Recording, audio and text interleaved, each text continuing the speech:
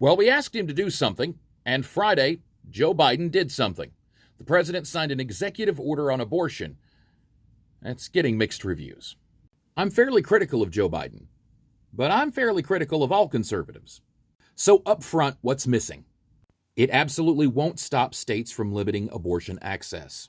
Many on the left were hoping that the order would declare abortion a public health emergency. It didn't.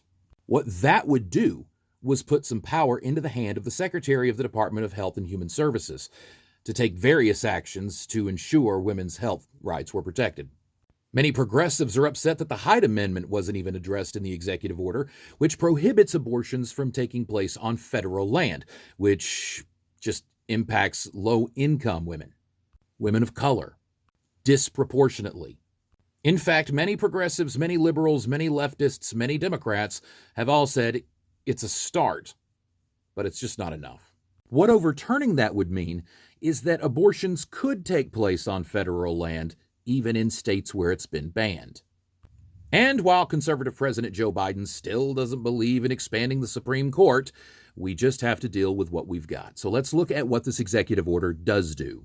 All right, so there's a lot of stuff in there about reports and task forces and all this stuff to try to gather information and figure out the best next steps.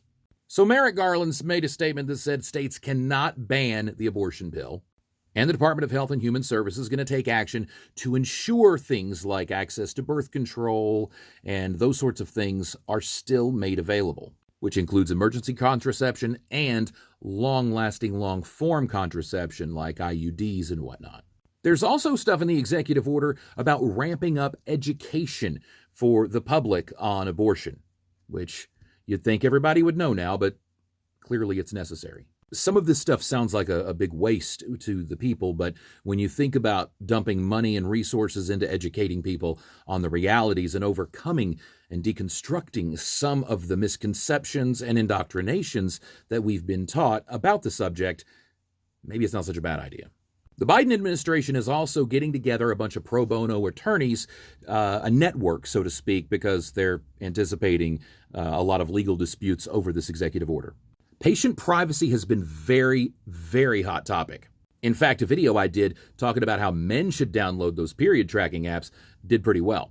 So the Biden administration and the Federal Trade Commission are going to work together to try to ensure patient privacy, especially in the area of reproductive health care services. Merrick Garland and the FTC also looking into deceptive practices and misinformation in this topic, in this area. Also protections for those offering services, legal protections for those seeking those services, and additional reinforcement to HIPAA.